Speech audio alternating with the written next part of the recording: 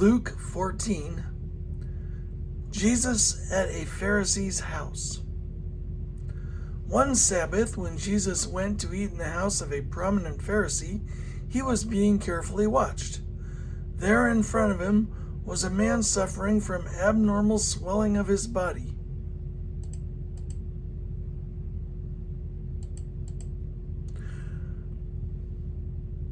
Jesus asked the Pharisee and experts in the law, "Is it lawful to heal on the Sabbath or not?" But they remained silent. So taking hold of the man, he healed him and sent him on his way. Then he asked them, "If one of you has a child or an ox that falls into a well on the Sabbath day, will you not immediately pull it out?" And they had nothing to say. When he noticed how the guests picked the places of honor at the table, he told them this parable.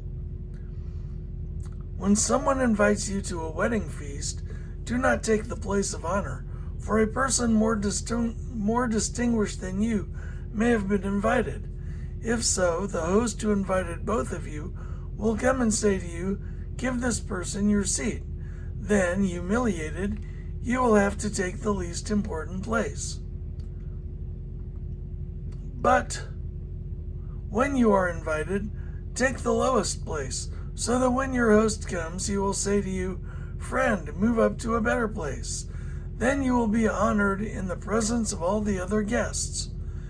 For all those who exalt themselves will be humbled.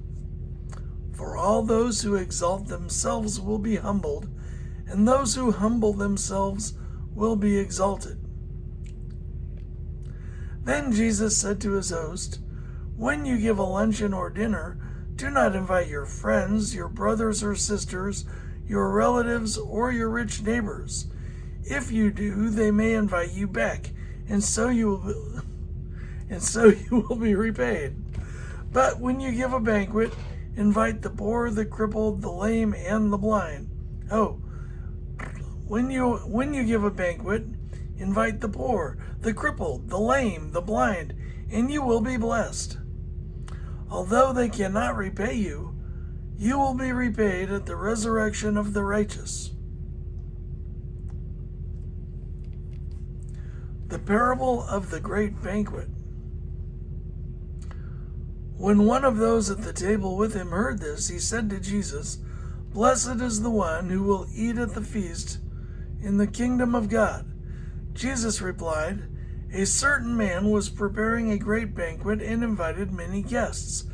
At the time of the banquet, he sent his servant to tell those who had been invited, 'Come, for everything is now ready.' But they all alike began to make excuses. The first said, 'I have just bought a field and I must go and see it. Please excuse me.' Another said, 'I have just bought 5 yoke of oxen and I'm on my way to try them out. Please excuse me.' Still another said, 'I just got married, so I can't come.' The servant came back and reported this to his master. Then the owner of the house became angry and ordered the servant, 'Go out quickly into the streets and alleys of the town and bring in the poor, the crippled, the blind, and the lame.' 'Sir,' the servant said, 'what you ordered has been done, but there is still room.' Then the master told his servant, 'Go out to the roads and country lanes and compel them to come in, so that my house will be full. I tell you, not one of those who were invited will get a taste of my banquet.'"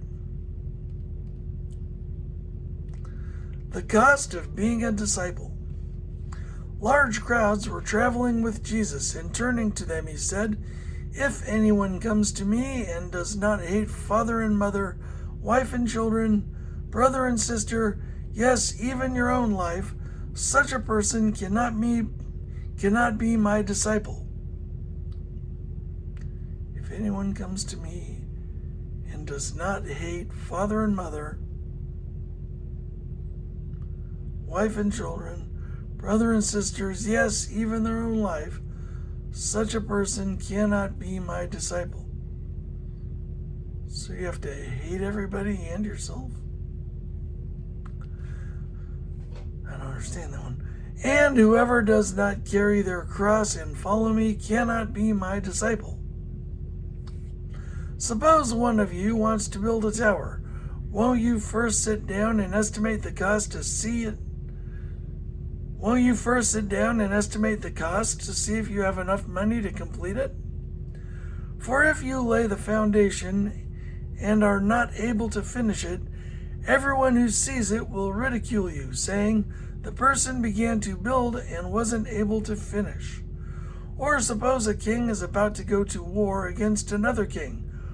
Won't he first sit down and consider whether he is able with 10,000 men to oppose the one coming against him with 20,000? If he's not able, he will send a delegation while the other is still a long way off and will ask for terms of peace.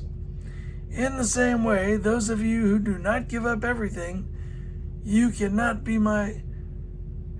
give up everything you have, cannot be my disciples. Salt is good, but if it loses its saltiness, how can it be made salty again? It is fit neither for the soil nor for the manure pile. It is thrown out. Whoever has ears to hear, let them hear.